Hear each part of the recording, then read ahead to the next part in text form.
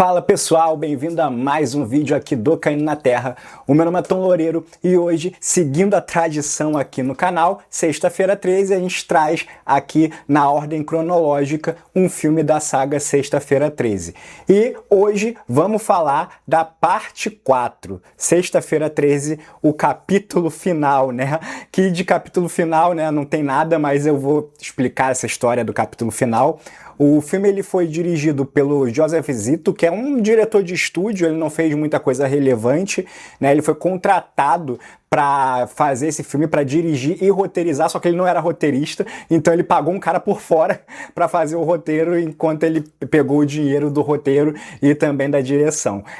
No elenco, a gente tem algumas pessoas aqui, alguns rostos carimbados que fariam sucesso ainda nos anos 80, né? Esse filme é de 84, em 85 já tem uma galera que ia já explodir de sucesso, né? Que é o Corey Feldman, né? Que depois ele fez os Goonies, e o Crispin Glover, que depois ele fez o De Volta para o Futuro, né?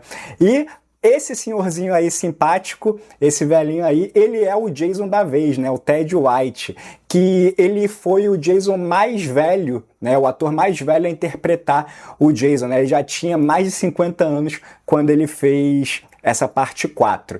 E também a gente tem o retorno de um dos criadores do Jason, por assim se dizer, que é o Tom Savini, o mestre da maquiagem e dos efeitos, né? Ele voltou aqui, né? Ele foi o criador e ele, na teoria, ia ser o cara que ia matar o Jason, né? O maquiador original. Bem, esse filme, ele tem uma história de bastidores, né? Por que é o capítulo final? Basicamente, o estúdio e os produtores, eles não queriam que a imagem do estúdio fosse associada aos filmes do Sexta-feira 13, aos filmes do Jason. Por quê? Porque não eram filmes, por assim dizer, artísticos, né? Era trecheira e tal, né? Filme de terror. E o estúdio, ele ficou com medo de ter essa imagem, tipo assim, não, esses filmes bagaceiros dos Jason e tal, né? E aí os produtores, né, eles quiseram acabar com a franquia. Eles quiseram, não, vamos fazer a parte 4 e vai ser a última, né? E vai ser a última, acabou, vamos matar o Jason, acabou a franquia, daqui pra frente a gente vai fazer filme sério, né?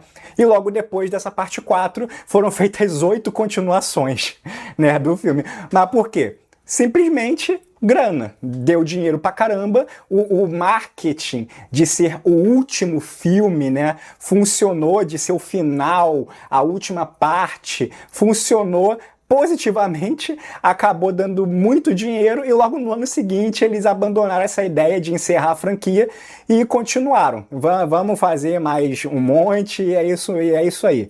Então, basicamente a história dos bastidores desse filme é essa. Bem, o filme ele é um pouco do mais do mesmo. Se você ver, vou deixar aqui nos cards a playlist, né, com a review de todos os filmes. Bem, ele tem um pouquinho daquele mais do mesmo, porque assim, é um pouco difícil de avaliar os filmes do Sexta-feira 13, porque eles são todos meio que iguais, né? Basicamente o Jason matando adolescentes burros, né? Adolescentes de 30 anos burros que estão transando e o Jason não gosta disso. Esse tem isso, mas ele tem umas camadas a mais. Ele tenta ampliar a franquia um pouquinho, ampliar um pouquinho ali dessa fórmula, tenta colocar alguns elementos diferentes, algumas brincadeiras diferentes. O resultado disso é, pra mim, o filme mais divertido da franquia até então, né? E é um dos meus favoritos, sem dúvida o mais nostálgico pra mim, né? Porque eu lembro que eu gravei esse filme em VHS, gravado da Band, né? Que ele passou aí na Band à noite, no domingo à noite, sei lá. E é o mais nostálgico pra mim, né? E é um dos meus favoritos, né? Em questão de qualidade de ser divertido, eu acho que a parte 6, ela é mais redondinha, né? Mas esse daqui fica ali em segundo lugar, né? Depois de 3 filmes meio capengas, esse daqui, pelo menos, ele é divertido, ele mostra o Jason como aquele cara mais ameaçador, né, do que nos filmes anteriores, que ele era meio cagão, meio medroso. Então aqui já mostra um pouquinho do Jason que a gente viria a ter nos filmes futuros, né, que é aquele Jason meio que sobrenatural, meio imortal. Aqui ele ainda tem uns elementos humanos, mas aqui ele já começa a ser meio que super poderoso, vamos botar assim. Os personagens, eu reclamo muito dos personagens que estão ali só pra morrer, né? Estão ali só pra trepar e morrer. Aqui tem esses personagens, mas eles tentam dar mais camadas, por mais que sejam camadas superficiais, pelo menos tem umas camadas a mais nos personagens desse filme aqui. O elenco tá legal, a direção até que é muito boa, e o filme ele tem um encerramento legal, porque era para ser um encerramento da franquia, né?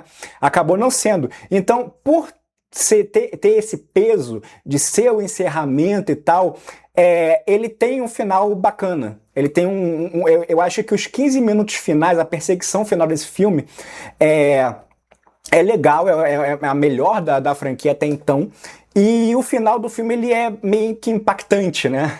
Ele é meio que impactante, principalmente para a época. Então é algo que eu acho legal. Mas assim, ele segue a fórmula, continua seguindo a fórmula. E uma das coisas que a gente já viu em todos os filmes da Sexta-feira 13, que já é da fórmula dos filmes do Jason, é a recapitulação safada de todos os filmes. E aqui eles botam esses grupos de jovens que é do segundo filme, né? Nem desse filme. Eles pegam uma cena do cara contando a história do Jason do segundo filme e simplesmente copia e cola aqui. E aí é uma recapitulação de uns 5 minutos, entendeu? Então é algo que já é da franquia e tal, que é o filme forçando para dar 1h30. Com certeza essa cena aqui foi posta na pós-produção, foi uma decisão de pós-produção, com certeza, fazer esse clipezinho aqui, né? Mas o filme ele começa com uma certa continuidade, uma coisa que eu critiquei no terceiro filme, que ele não tem uma continuidade muito direta do segundo, né? Aqui já tem uma continuidade um pouco melhor, porque o filme ele já começa do ponto em que o anterior parou, que é o Jason morto ali no celeiro, né? E a gente vê que o Crystal Lake tá ali, ó, cheio de polícia, cheio de ambulância e tal. Levam o Jason pro IML, né? Ali pro hospital. Aí tem uma curiosidade aqui, que nessa cena a câmera foca muito nessa família chorando no hospital. Eu pesquisei, eu tentei achar o que é essa família e tal, porque a câmera foca muito nisso. Não achei, mas eu creio que seja algum familiar de algum sobrevivente ali do segundo filme, do terceiro filme, quer dizer. Então, eu não sei. Se você sabe, deixa aqui nos comentários para complementar o vídeo, beleza? Aí aqui a gente tem o legista e a enfermeira que são sacanas, né? Eles querem foder. Uma coisa aqui nesse filme é que, assim, essa parte 4 é de longe, até aqui, até então, eu acho que da franquia inteira, se eu não me engano, que tem mais putaria, né? Que tem mais peitinho, que tem mais gente pelada. Então é o filme que, até então, é o filme que tem mais sacanagem, né? Então tem isso. Claro que eles botaram assim, é a última parte. O que vende em filme do Jason? É morte e sacanagem. Então eles botaram a rodo, morte e sacanagem nesse filme. Então tem isso, tem ali o legista e a enfermeira, né? O Jason, claro, ele mata ali o legista e mata também a enfermeira. Uma outra coisa também que já é de praxe nos filmes do Sexta-feira 13, que não é diferente aqui, é que o filme ele é bem censurado. Se você pesquisar no YouTube as cenas estendidas, você vai achar as cenas de mortes estendidas.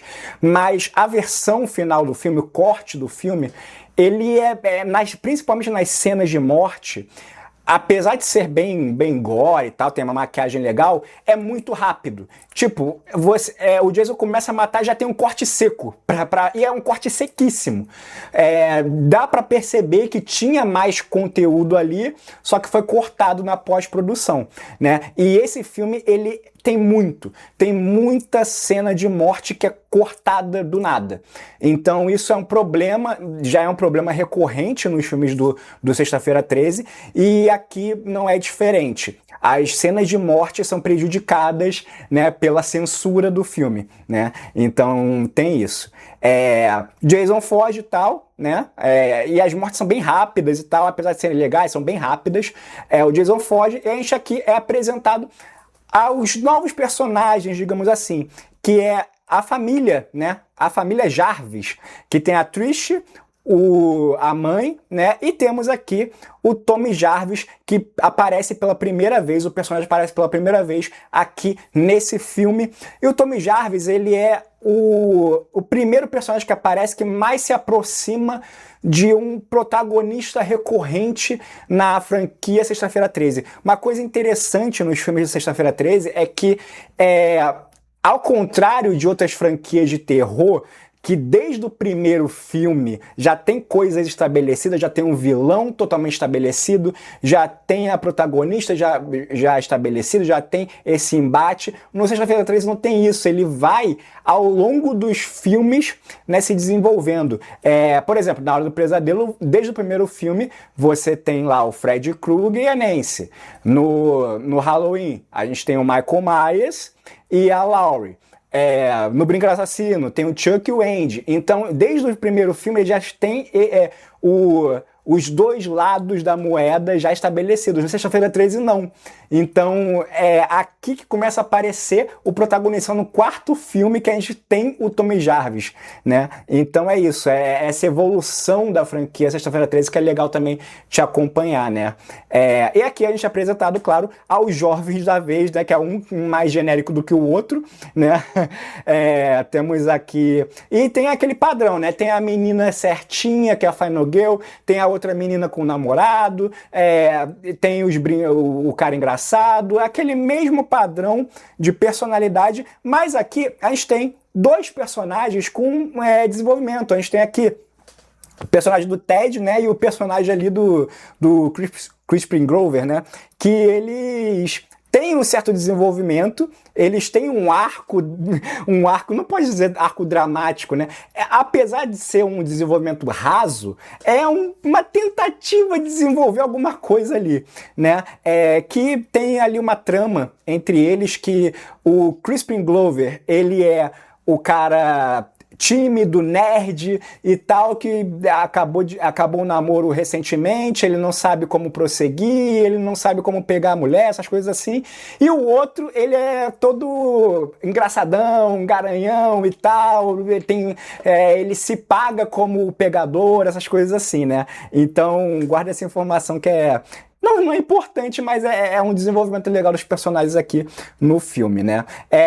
Passa de graça aqui no túmulo da Pamela Voorhees, né? Porque a gente tem aqui a caroneira gordinha hippie, né? Que ela vai lá comer a banana e tal, e o Jason acaba matando ela. Uma cena rápida, tá ali, não sei pra quê, essa cena só pra ter mais uma morte no filme, né? Por que não, né? A gente vê aqui que a família Jarvis tem um cachorro, e em filme de terror ter um cachorro é perigoso, né? Porque a gente não quer que o doguinho aconteça alguma coisa com o doguinho, né? Então, e a gente vê aqui que eles vão assim pra casa, né? Que ali não é exatamente o Crystal Lake, é ali nos arredores, beleza, ali, mas não é o acampamento em si, é uma casa alugada e a casa da família Jarvis é do lado, né? É do lado dessa casa ali, que essa casa na verdade é a casa de algum parente dos caras assim. Só que não é exatamente o acampamento, eles não estão indo para acampar, não é um acampamento, eles estão indo passar ali uns dias numa casa e tal que fica ali nos arredores de Crystal Lake, né? E aqui a gente está apresentando como não tem jovens o suficiente para morrer no filme, né? A gente apresenta mais jovens, que são aqui as gêmeas, né? Que não tem desenvolvimento nenhum. O desenvolvimento delas é basicamente quero curtir com vocês, é isso, né? E aí eles vão lá no lago, vão nadar e tem aquela cena longa, enorme, do pessoal curtindo e tal.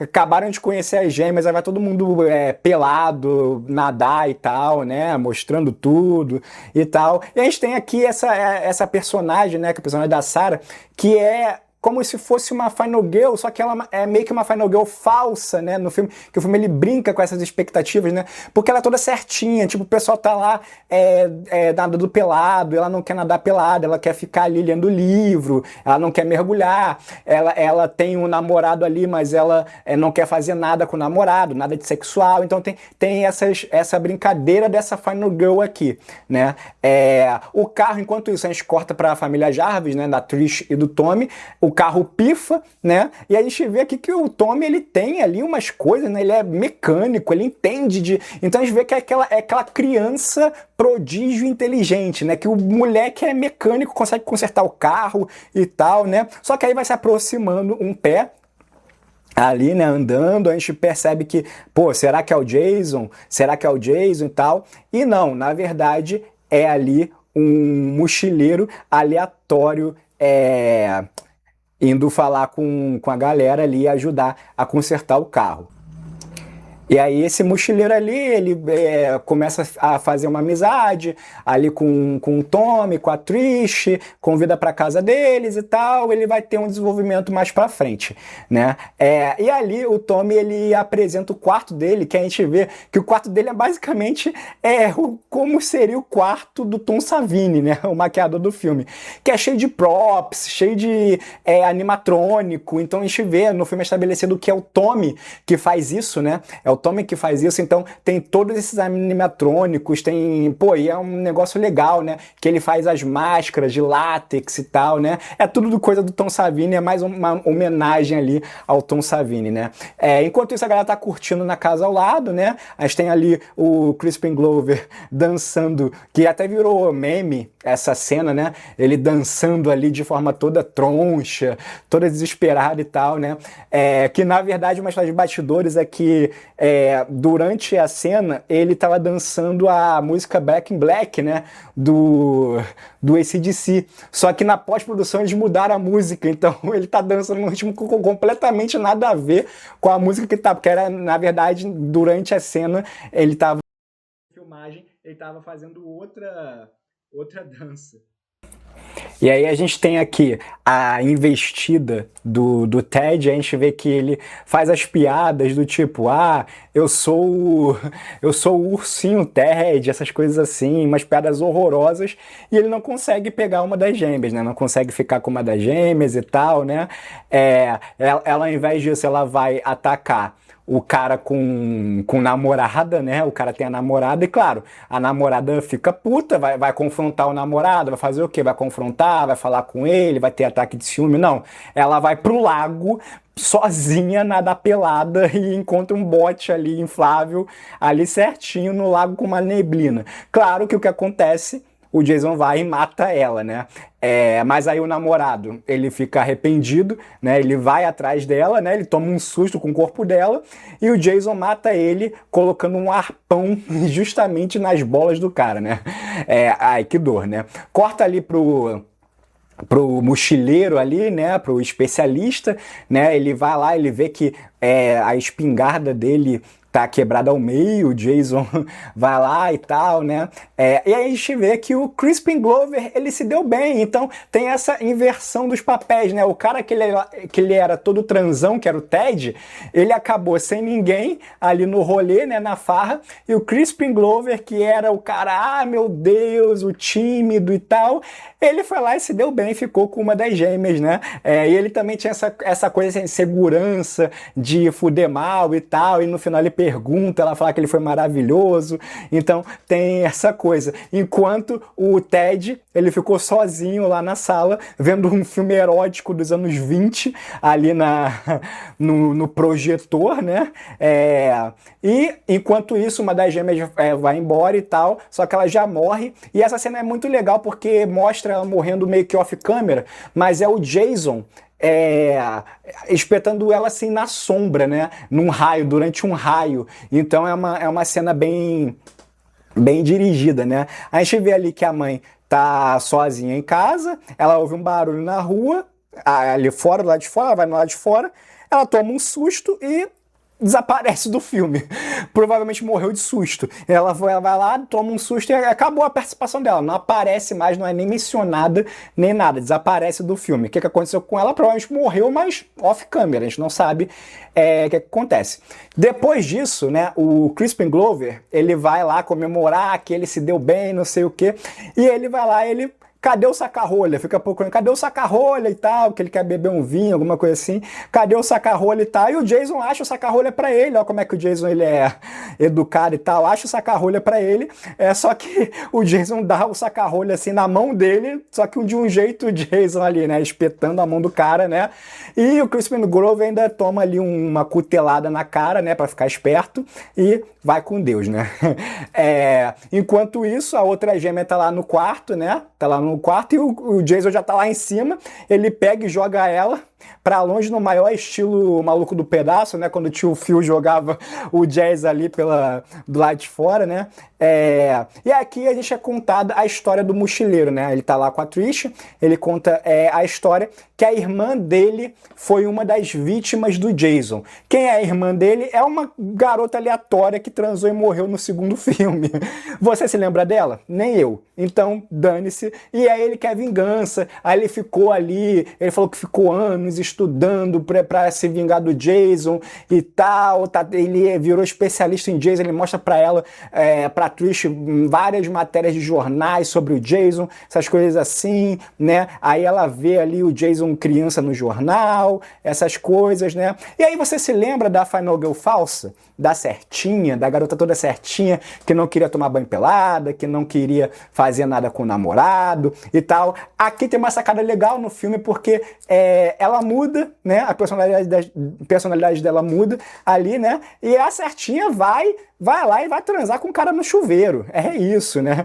Vai transar lá com o cara do chuveiro, enquanto isso o Ted tá lá, acabou o filme pra ele, né? Ele tá lá todo drogado, todo chapado e tal. E claro que o Jason acaba matando o ursinho Ted ali. O cara morreu sem ficar com ninguém no filme, né? E ele que era o cara que pagava de transão, né? Como o cara transou no chuveiro lá, o galã, o Jason ele vai lá e esmaga a cabeça dele, né? Por que não? Porque transou, o Jason não gosta disso, né? E aqui é uma coisa do filme que, assim, agora que aparece o primeiro close do Jason, o primeiro vislumbre frontal do Jason. Até então, as mortes que aconteciam eram bem rápidas e não mostrava direito o Jason. Só mostrava assim, ou ele na sombra, ou a mão dele, ou alguma coisa assim. Agora, com mais de 1 hora de filme, que o Jason aparece o close no rosto dele pela primeira vez, né? Aqui o Jason ele tem pouquíssimo tempo de tela, aqui pelo menos até essa 1 hora de filme, né? E aí, claro que a Final Girl falsa, ela poderia sobreviver, mas ela transou, então morreu também, tomou uma machadada no bucho, né? Enquanto isso, tá lá o mochileiro e a Trish, né? E procurando, viram que deram merda e tal, e o Tommy, aí fala, Tommy, fica aí, vamos caçar e tal. Aí vão lá, procura e tal, vão lá na casa dos vizinhos, vê todo mundo morto e tal. E o mochileiro vai lá, né? O especialista vai lá checar o porão. Nesse meio tempo, a gente tem uma cena do cachorro pulando da janela e sumindo do filme também. A gente não sabe o que aconteceu com o cachorro, espero que ele esteja bem, porque ele só pula da janela e some do filme, desaparece, não é explicado mais o que acontece com ele, né? Enquanto isso, a gente tem ali o Tommy Jarvis lendo a matéria do especialista, do mochileiro sobre o Jason, entendendo sobre o Jason, né? E claro, o mochileiro tá lá no porão, né? Toda aquela parada de vingança, é outra quebra de expectativa legal que tem nesse filme, né? Ele toda que, não, vou me vingar e tal, o Jason, não sei o que e tal. Pra primeira oportunidade que o Jason encontrar com ele, o cara acabar morrendo igual um pedaço de merda e o cara ainda fica gritando, narrando que tá sendo morto. Ele fica, tá me esfaqueando, eu tô morrendo. Então o cara morre de um jeito muito merda e tal, toda essa preparação pra nada. É uma quebra legal, né? E aí só sobra a Trish e o Tommy Jarvis. E aí começa, né, a perseguição final do filme, né? A tal perseguição final que nos outros filmes era algo interminável do Jason com as Final Girls e tal, né? Mas aqui até que é interessante, porque a perseguição final tem várias coisinhas, várias coisinhas legais, não fica só a mulher correndo o Jason atrás.